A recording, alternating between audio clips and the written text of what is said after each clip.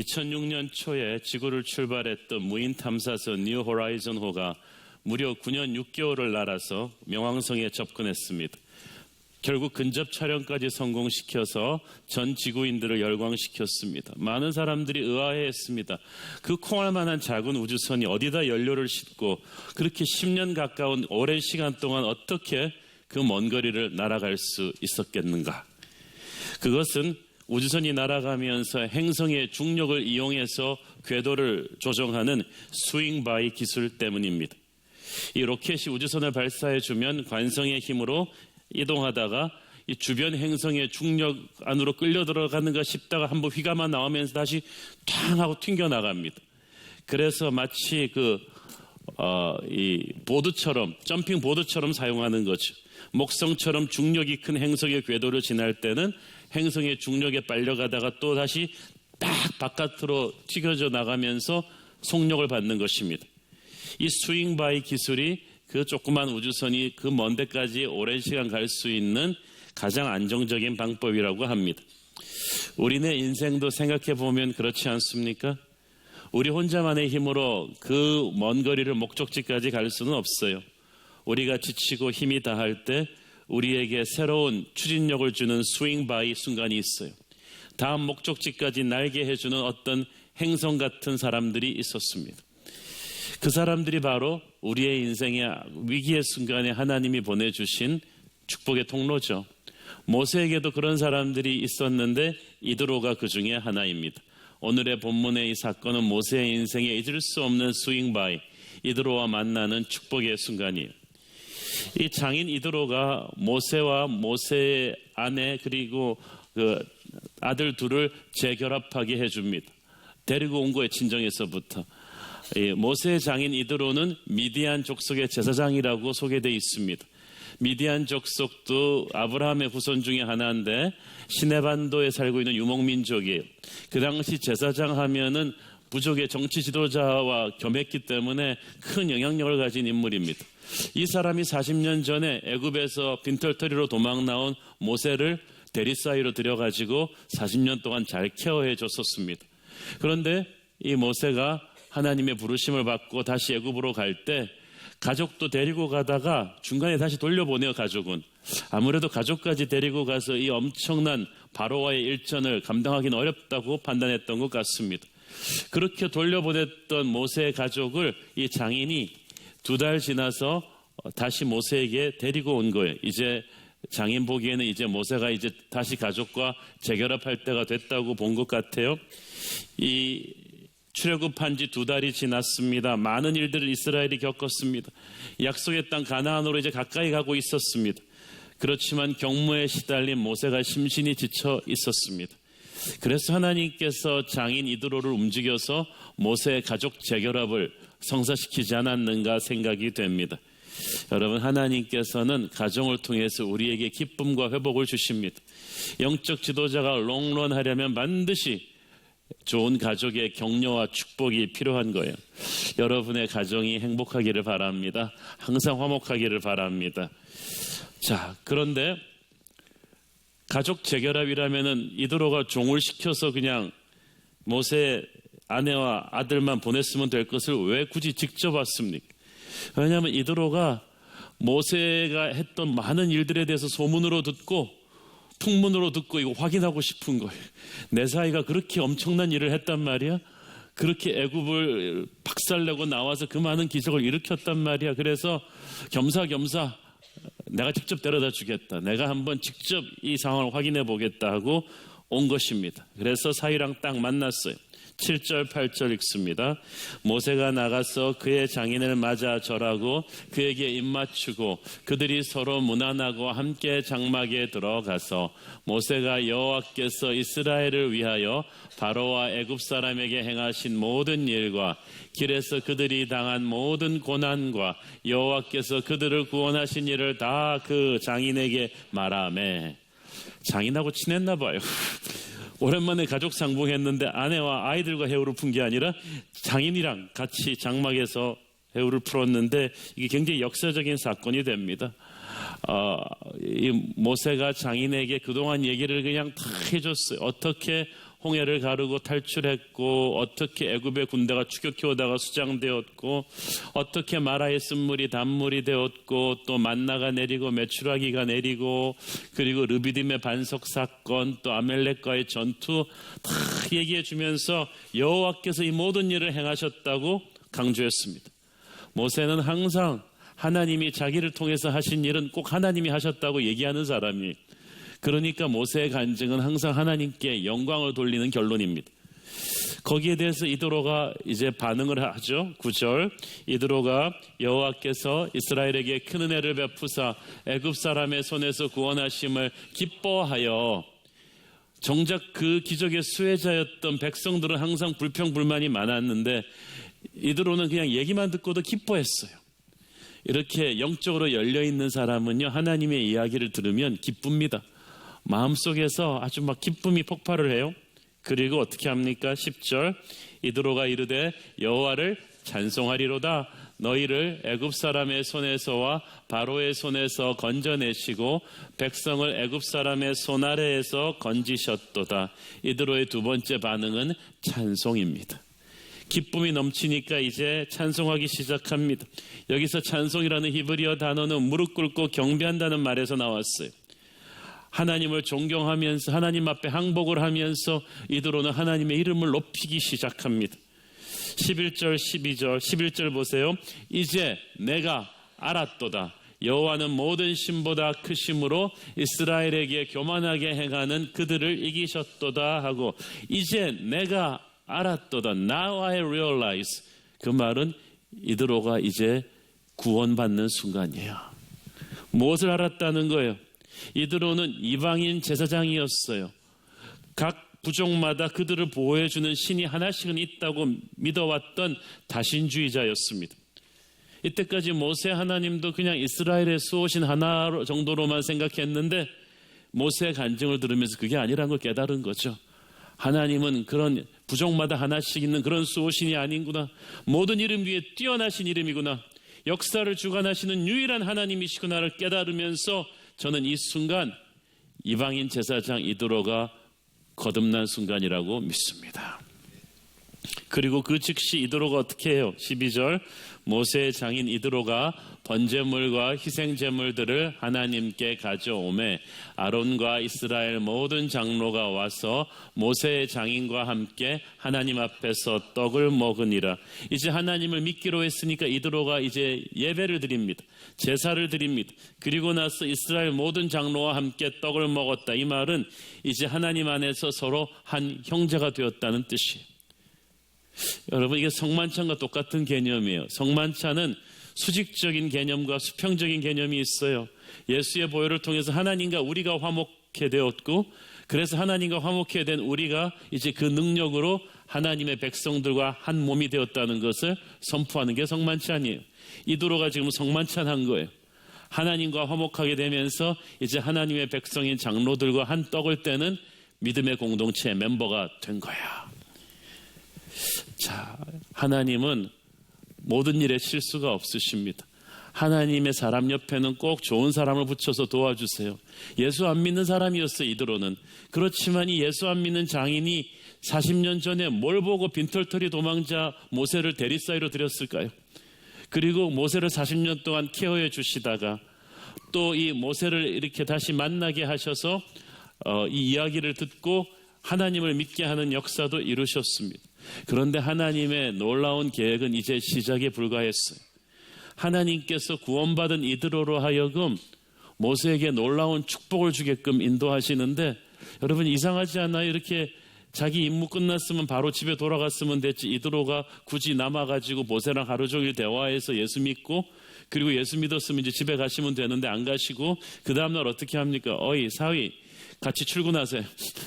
그래갖고 사위가 출근하는데 옆에 따라가가지고 하루 종일 가서 나 자네가 어떻게 일하는지 보고 싶네. 사위 여러분, 장인과 함께 출근하고 싶습니까? 저는 개인적으로 여러분과 함께 출근하고 싶은 마음이 있습니다. 저 집사님이 직장에서는 어떨까? 그래서 아침에 같이 가서 여러분 데스크 옆에서 저도 책 하나 딱 펼쳐놓고 하루 종일 보는 거죠. 여러분이 어떻게 손님을 대하고 상사를 대하고. 좋겠죠, 여러분도. 근데 이드로를 옆에 앉혀놓고 이제 모세가 하루 종일 일을 하는데 여기서 이드로가 사위 모세의 리더십에 문제가 있다는 걸 파악을 합니다. 13절 14절 이튿날 모세가 백성을 재판하느라고 앉아 있고 백성은 아침부터 저녁까지 모세 곁에 서 있는지라 모세의 장인이 모세가 백성에게 행하는 모든 일을 보고 이르되 네가 백성에게 행하는 이 일이 어찌 됨이냐 어찌하여 네가 홀로 앉아 있고 백성은 아침부터 저녁까지 네 곁에 서 있느냐. 자, 애굽에서 탈출해 온 지 2달밖에 안 된 이스라엘은 지금 모든 행정체제가 조직화되지 않은 상태입니다. 그래서 다들 모세 얼굴만 보고 있는 거예요. 따라서 당시에는 모든 사소한 분쟁과 소송까지도 모세가 직접 처리해야만 했습니다. 자, 우리도 보면은 구 하나마다 구청이 있고 법원이 있고 동사무소도 곳곳에 있잖아요. 자, 인구 200만 되는 소도시에 딱 하나 있어, 사무실이. 공무원 딱 한 명 있어. 그것도 80된 할아버지. 그럼 그분한테 모든 민원이 다 해결돼야 되는 거예요. 그 줄이 얼마나 길었을지 상상이 가십니까? 그 당시 컴퓨터도 없는데 지금 모세와 이스라엘 백성이 그 상황이에요. 모세는 정말 성실한 사람이었어요. 그래도 온 힘을 다해서 지극히 사소한 문제까지 해결해 주려고 노력을 했습니다. 일일이. 그렇지만 그의 업무 처리 방법은 지혜롭지 못했죠. 인간은 전지전능한 존재가 아니기 때문에 아무리 열심히 일해도 그가 200만 민족을 다 돌봐줄 수는 없는 거였어요. 뭔가 새로운 변화가 필요했어요. 그래서 하나님이 이드로를 보낸 것입니다. 15절 16절 보세요. 모세가 그의 장인에게 대답하되 백성이 하나님께 물으려고 내게로 오미라. 그들이 일이 있으면 내게로 오나니 내가 그 양쪽을 재판하여 하나님의 율례와 법도를 알게 하나이다. 장인이 왜 너 혼자 그렇게 그 많은 일을 하냐 그러니까 모세가 하는 말이 할 수 없다 그랬어. 지금 백성은 오직 모세를 통해서 하나님이 말씀하신다고 생각했기 때문에 모세한테 와야만 문제가 확실하게 해결된다고 믿었어요. 그래서 모세가 자기에게 오는 백성들을 막을 수가 없다는 거예요. 나는 열심히 살고 있다. 나는 최선을 다하고 있다. 나밖에는 할 사람이 없다. 그리고 모세는 정말 고지식하고 성실했던 사람인 것 같아요. 정말 최선을 다하고 있었어요. 우리가 많은 경우 그렇습니다. 너무 무리한 스케줄로 건강 상하고 마음 상하고 있으면서도 이건 어쩔 수 없다. 난 최선을 다하고 있다는 말로 자기 합리화를 시키는데 하나님이 주시는 지혜로 일해야지 최선만 가지고는 안 되는 때가 있어요.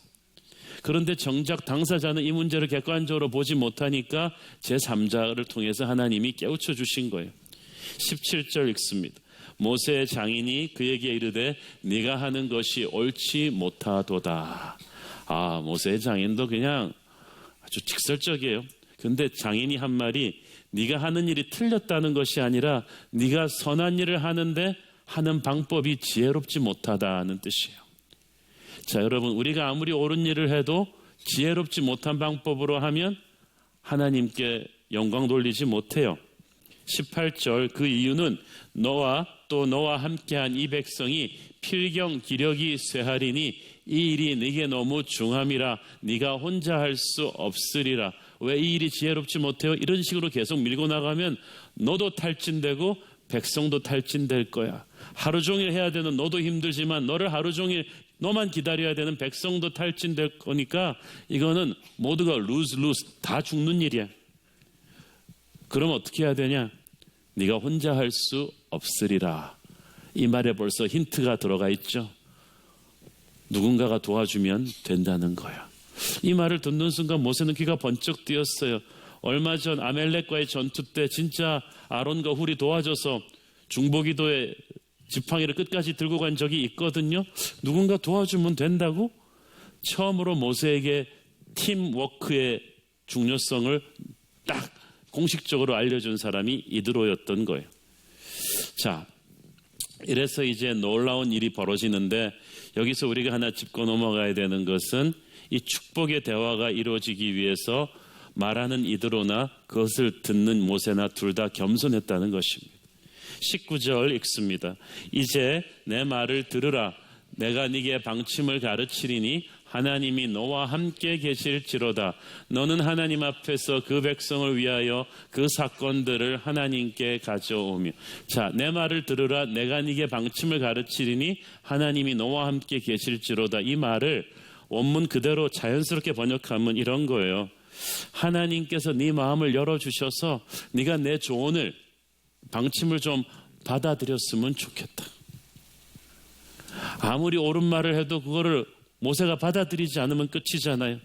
그리고 사실 지금 이드로는 사위가 어렵습니다. 왜냐하면 2달 전의 사위가 아니에요. 40년 동안 자기 밑에서 처가살이 하면서 불쌍하게 양떼를 몰던 그 사위가 아니고 2달 만에 이 사위는 지금 하늘 끝까지 가 있어요. 그 지팡이 하나 들고 천하의 애굽을 무릎 꿇렸던 사위예요. 10가지 재앙을 애굽에 내리고 바다를 가르고 닫은 사람이, 하늘에서 만나와 메추라기를 내리게 하고 르비딤의 반석을 열고 아멜렉의 대군을 패퇴시킨 불패의 전설적인 지도자 모세가 사위님이라는 말이에요. 지금 이분한테 방금 어저께 예수 믿은 자기가 와가지고 내가 하나님의 백성을 어떻게 인도하는지 가르쳐 주겠네, 한 수 배우게 이랬을 때 이 말을 겸손히 듣겠냐는 거죠. 이드로도 생각해 보니까 걱정이 되는 거예요.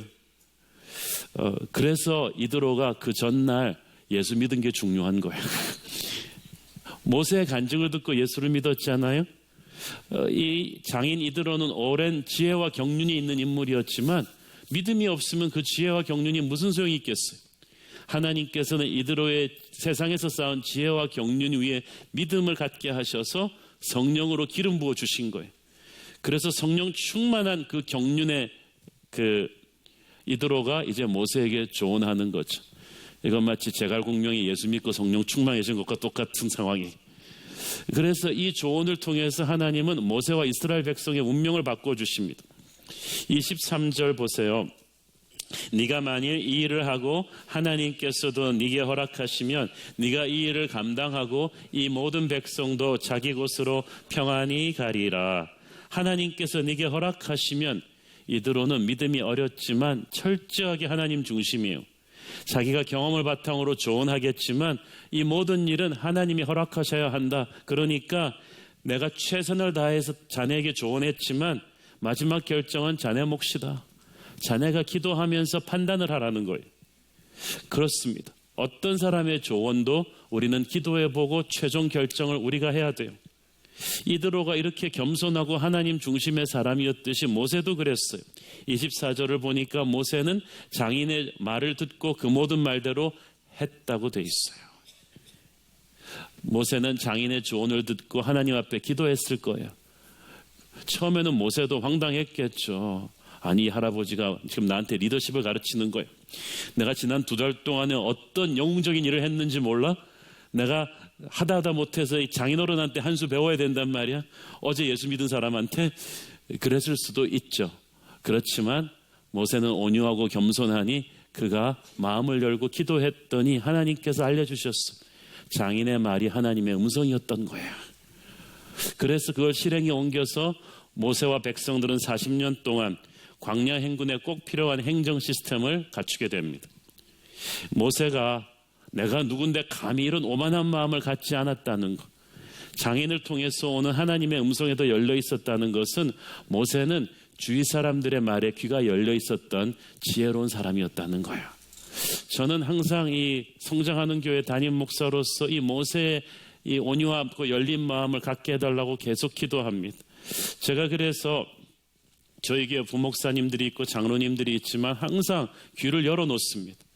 매주일 우리 그 부목사님들을 통해서 신방 갔다 온 리포트를 아주 사진까지 포함해가지고 팡세로 매주일 저한테 이메일로 보내주면은 어느 집에 누가 아프고 어떤 집에는 어떤 기도 제목이 있고 생생하게 들어옵니다. 그러면은 제가 큰 그림만 보고 추진했던 것들 중에서 잘 모르고 어긋났던 게 있으면은 제가 바로 잡죠. 아, 이게 현장에서는 이런 일이 있었구나.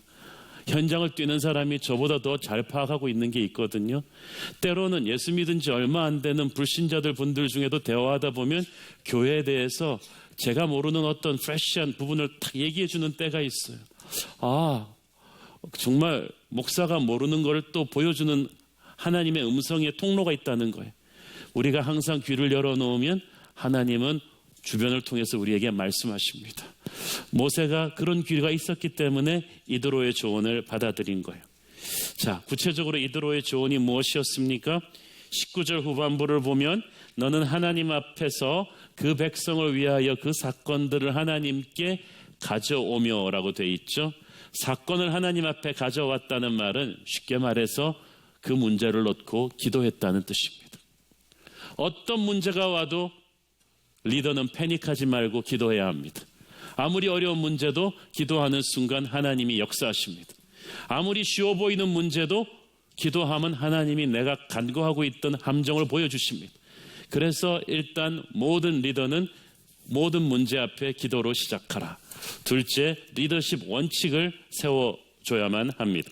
20절, 그들에게 율례와 법도를 가르쳐서 마땅히 갈 길과 할 일을 그들에게 보이고, 이드로가 사건 날 때마다 네가 가서 일일이 그 문제 해결해 주지 말고 처음부터 백성들에게 원칙을 가르쳐라. 마땅히 갈 길과 할 일을 그들에게 보여줘라. 배가 고플 때마다 고기를 주지 말고 고기 잡는 법을 가르치라는 거예요. 그러면 그들이 알아서 그 다음부터는 원칙대로 자기들 스스로 문제를 많이 해결할 수 있을 것이다. 그러면 일일이 다 모세한테 쫓아오지 않아도 된다는 거예요. 굉장히 중요한 리더십 레슨입니다. 원래 나라가 최고 선진국으로 갈수록 정부의 역할이 작습니다. 스위스 같은 나라는 세계 최인류 선진국인데요. 그 강요들이 1년씩 돌아가면서 대통령을 해갖고 제가 아는 스위스 사람들의 대부분은 대통령이 누군지 모릅니다. 역할이 극히 작은 거예요. 그러나 스위스가 국방이면 국방, 경제면 경제, 환경보면 환경보호, 그 국가 경영 능력이 세계적이지 않습니까? 분명한 법 질서와 원칙을 수백 년 동안 국민들이 알고 스스로 실천하기 때문에 나라가 잘 유지되는 거예요. 그래서 모든 걸 최고 지도자 얼굴만 바라보지 말고 국민 스스로가 원칙대로 알아서 하는 훈련을 하는 게 중요한데, 하나님께서 이드로를 통해서 모세에게 그걸 가르쳐 주라는 거예요. 백성들한테 율법의 원칙을 가르쳐 줘라. 그러면 스스로 알아서 할 수 있게끔. 셋째, 그럼에도 불구하고 중간 리더는 필요하다. 너를 도와줄 중간 리더들을 이제 세워야 된다는 거예요. 자, 21절 같이 읽겠습니다. 너는 또 온 백성 가운데서 능력 있는 사람들, 곧 하나님을 두려워하며 진실하며 불의한 이익을 미워하는 자를 살펴서 백성 위에 세워 천부장과 백부장과 50부장과 10부장을 삼아.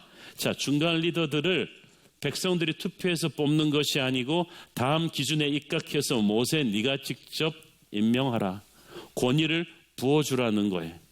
자, 백성이 주는 권위와 하나님이 모세를 통해서 세우는 권위는 달라요. 첫째 기준은 하나님을 두려워하는 능력자를 뽑아라. 능력 있는 사람을 뽑아라. 리더십은 착한 사람이 하는 게 아니라 리더의 능력이 있는 사람이 하는 거예요. 그는 특히 하나님을 두려워할 줄 알아야 한다고 했어요. 왜냐하면 리더의 자리는 스포트라이트를 받기 때문에 자칫 잘못하면 교만해지기 쉽거든요. 그리고 교만은 패망의 선봉이에요. 하지만 하나님을 두려워하는 사람은 늘 하나님이 자기를 보고 있다는 걸 인식하니까 교만할 수가 없어요. 자기의 권위가, 자기가 나의 나된 것은 하나님 은혜임을 알고 있기 때문에 늘 하나님 앞에 겸손하게 사람을 섬기는 자로 서 있을 것입니다. 둘째로 진실한 사람을 뽑아라. 영어 성경에 보니까 trustworthy person, 말과 행동이 똑같은 사람을 뽑아라. 요즘은 똑똑한 사람이 중요한 게 아니라 과연 그 사람을 믿을 수 있느냐잖아요. 옛날에도 그랬어요. 우리는 자기 말대로 살아내는 신실한 사람을 뽑아야 합니다. 특히 성령은 진리의 영이시기 때문에 영적 지도자가 진실하지 않으면 성령께서 그를 통해 역사하지 않아요. 세 번째로 불의한 이익을 미워하는 사람을 뽑아라. 문자 그대로 지도자의 위치를 이용해서 뇌물 받는 사람은 안 된다는 거예요. 뇌물 안 받는 정도가 아니라 그런 일을 싫어하는 사람을 뽑아라는 것이. 이런 분명한 기준을 가지고 사람들을 세우는데 이 사람들을 이제 팀워크를 이루게끔 위임하고 세워줍니다. 모세가 그를 도울 천부장, 백부장, 50부장, 10부장을 세우라고 하잖아요. 그 말은 무슨 말이냐면 천부장이 자기 밑에 1000명 전체를 챙기는 게 아니라 천부장은 백부장 10명만 챙기면 돼요. 왜냐하면 사람이 맥시멈으로 집중해서 관리할 수 있는 숫자가 10명에서 12명 정도까지라고 합니다. 예수님도 12명만 하셨어요. 그보다 자기는 더 할 수 있다는 분은 이상한 사람이죠. 예수님을 넘어가겠다는 거예요. 그리고 백부장은 또 10부장 10명을 챙기면 되는 거예요. 이렇게 해서 부담을 줄여주는 거예요. 그 대신 집중하게 하죠. 이 탁월한 행정체제를 나중에 로마군이 따라하고 징기스칸의 몽고군이 따라하고 오늘날 대부분의 모든 나라 현대 군사 조직의 소대, 연대, 대대 조직들이 전부 다 이 시스템에서 온 거예요. 하나님의 지혜가 얼마나 놀라운지 몰라요. 22절 계속해서 봅니다. 그들이 때를 따라 백성을 재판하게 하라. 큰 일은 모두 네게 가져갈 것이요 작은 일은 모두 그들이 스스로 재판할 것이니 그리하면 그들이 너와 함께 담당할 것인즉 일이 네게 쉬우리라. 여기서 때를 따라라는 말은 수시로 항상이란 뜻이에요. 중간 리더들은 그냥 폼으로 세워두는 게 아니라는 거예요. 항상 결정권을 내릴 수 있도록 권한을 위임해서 현장을 지키게 하라는 뜻입니다. 그렇게 함으로써 모세에게 집중되는 모든 업무들을 분산시킬 수 있을 것이다. 그렇지만 큰 일은 모두 네게 가져갈 것이요. 중간 리더를 세워도 그래도 톱 리더가 반드시 해야 될 큰 일들은 있다는 거예요. 모세가 큰 일을 판결해야 되는 이유는 그래야 거기에 따라서 밑에 중간 리더들이 작은 일을 처리할 수 있는 기준이 세워지기 때문입니다. 또한 큰 일을 모세에게 가져왔다는 것은 중간 리더들이 자기들 위에 사람 없는 것처럼 설치지 않고 모세의 권위를 순종해 줬다는 거예요. 이것이 팀워크의 비밀이에요. 아무리 중간 리더들에게 권한을 위임해도 이 중간 리더들은 자기에게 권한을 위임해 준 톱 리더를 존경해 줘야 돼요. 그래서 서로 간의 커뮤니케이션이 돼야 돼요.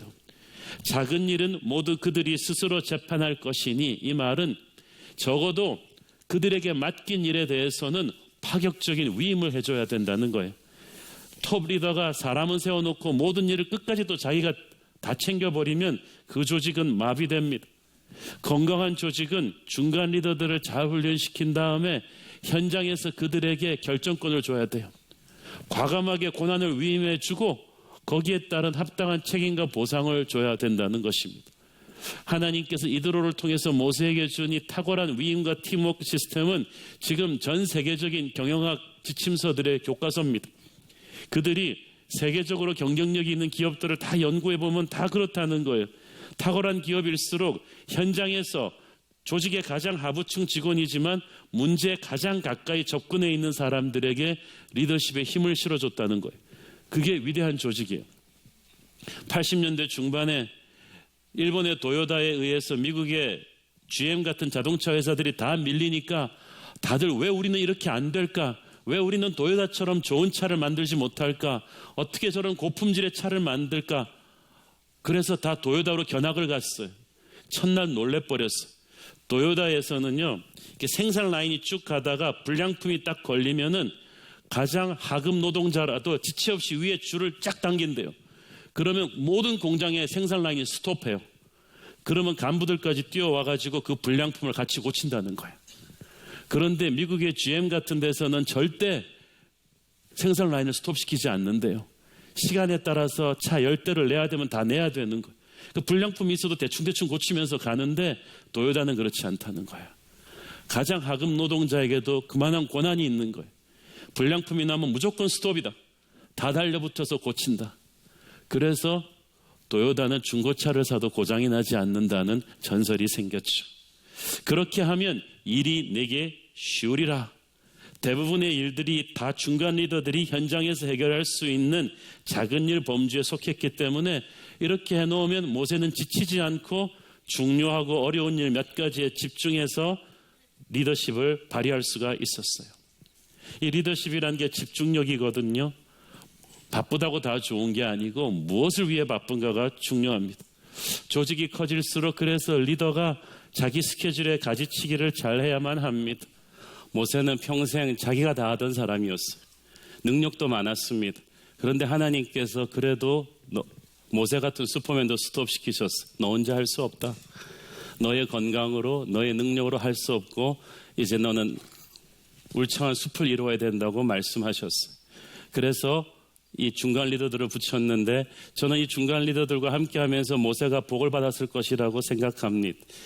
우리 부목사님들이 말을 안 했지만은 사실은 제가 뭐 그렇게 훌륭하겠습니까? 실수가 많고 판단 미스하는 것이 많은데 이 부목사님들이 저를 많이 잘 봐주고 고쳐주고 이렇게 해가지고 팀워크가 완벽해지는 거예요. 저는 현장에 있지 않기 때문에 큰 그림을 못 보는 경우가 많기 때문에 이들이 저를 또 많이 웃겨주고 이렇게 많은 얘기들을 해줘서 그것을 만들어가는 거예요. 아마 모세도 그렇게 했을 것입니다. 그리고 그 과정에서 여호수아도 나오고 갈렙도 나오고 모세 다음 세대를 이끌고 나갈 차세대 리더들이 그때 만들어졌을 거예요. 만약에 하나님이 이렇게 하지 않았다면, 중간 리더가 세워지지 않았다면 그들이 모세 옆에서 듣고 보고 배우면서 약속의 땅 이후를 끌고 나갈 많은 리더들이 나오지 못했을 것입니다. 저는 한 그루의 거목이 되느니 그렇게 울창한 숲을 만들어내는 그런 밑거름이 되기를 원합니다. 영상에 나오지 않았지만 또 우리 교회는 더 젊은 또 20대 그 유젠 전도사님들이 많은데 정말 영특하고 성령 충만하고 크리에이티브한 사람들이에요. 그래서 그들이 또 우리 교회를 통해서 10년, 15년 후에 또 나가서 한국교회에 어떤 역할을 하게 될지 저는 참 기대가 됩니다. 여러분이 사회에 나가서도 마찬가지입니다. 여러분이 어떤 위치에 있든지 간에 혼자 할 수 없습니다. 저는 여러분 옆에 좋은 사람들이 붙기를 바랍니다. 사람에 의해서 상처받고 배신받았다 할지라도 우리는 혼자 갈 수 없습니다. 하나님의 지혜로, 하나님의 사랑으로 여러분 옆에 좋은 사람들과 멋있는 팀워크를 이루는 그런 축복된 인생 되기를 축원합니다. 함께 기도하겠습니다.